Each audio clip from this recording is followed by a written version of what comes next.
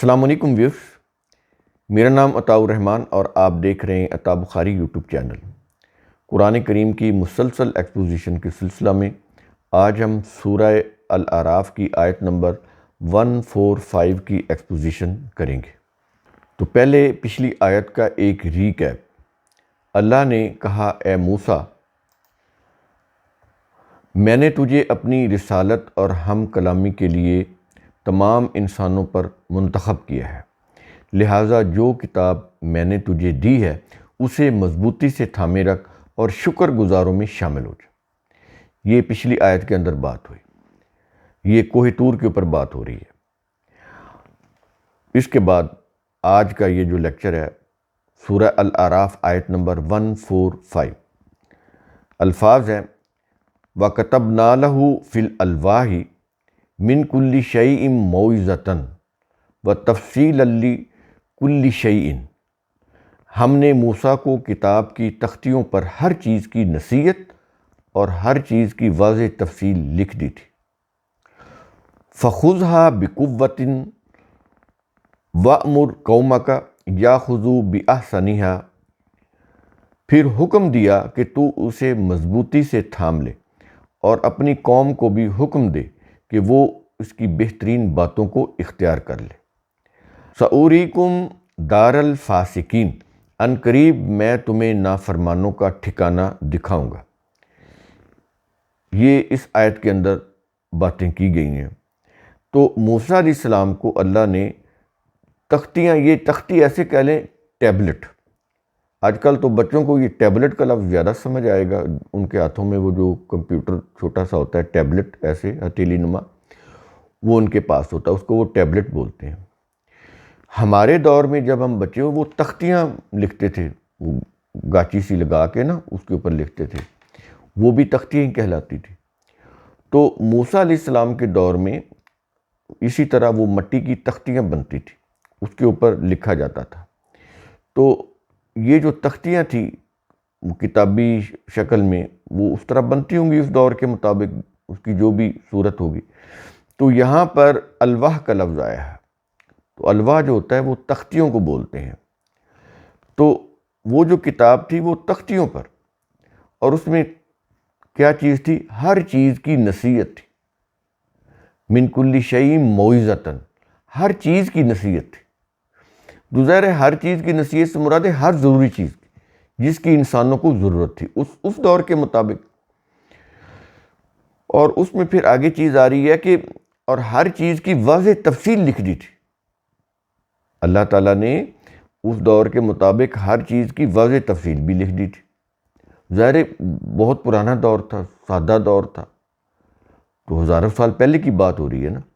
تو اس وقت جو بھی زمانے کے حالات تھے اس کے مطابق جو بھی تفصیل چاہیے تھی اس کی وضاحت اللہ تعالیٰ نے اپنی اس وحی میں کر دی تھی۔ تو یہ سب کچھ اللہ تعالیٰ نے دیا اور کہا کہ ان چیزوں کو، یعنی اس کتاب کو، اس الواح کو مضبوطی سے تھام لو، ان تختیوں کو۔ یہ جو الواح ہے نا، اس کا واحد ہے لوح، لوح کی جمع ہے الواح، لوح معنی تختی۔ تو اس کو مضبوطی سے تھام لو، یہ جو تختیاں ہیں۔ اور پھر یہی نہیں کہ مضبوطی سے تھام کے گھر میں بیٹھ جانا ہے، ایسا نہیں ہے، اصل کام تو آگے شروع ہو رہا ہے۔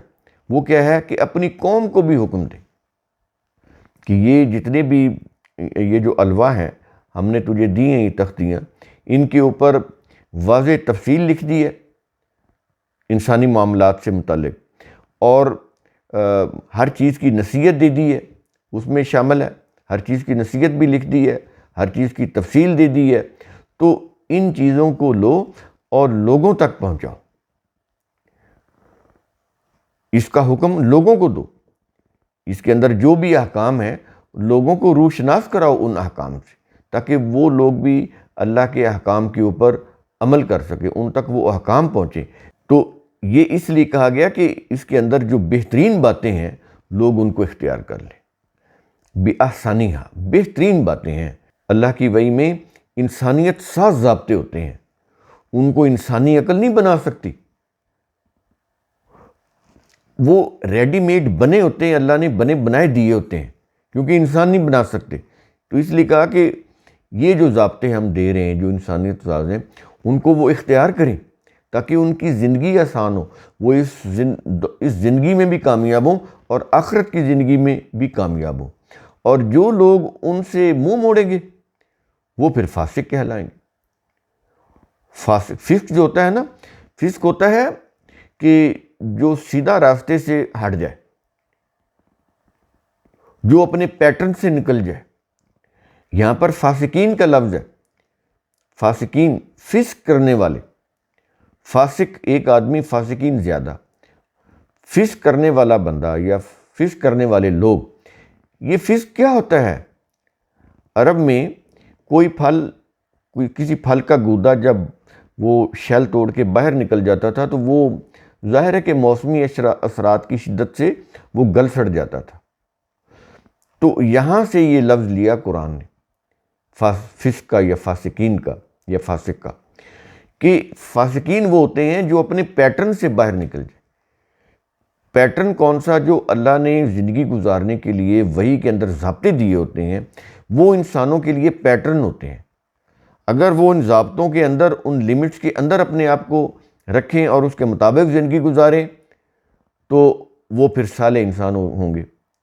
اگر اس پیٹرن سے نکل کے اپنی مرضی کے تصورات، نظریات اپنا لیں، اپنی مرضی سے زندگی کی راہوں کے اوپر، اپنی مفاد پرستی کی راہوں کے اوپر چل پڑیں، صحیح راستوں کو چھوڑ دیں، صحیح راستے کو چھوڑ دیں، اپنی مفاد پرستی کی راہوں پر چلنے لگ جائیں، تو قرآن ان کو فاسقین بولتا ہے۔ امید ہے کہ آپ کو یہ جو پیغام ہے قرآن کا یہ سمجھ آیا ہوگا۔ اس کو بار بار سنیں بھی اور اس کو پڑھیں بھی، آسان اردو ترجمہ لیں اور ان کو پڑھیں۔ اس سے آپ کے اندر ایک تفہیم پیدا ہوگی قرآن کو سمجھنے۔ قرآن کریم کا اصول ثم تفکروا، اس کی روح سے آپ خود بھی سوچا کریں، سمجھا کریں، غور و فکر کیا کریں۔ شکریہ۔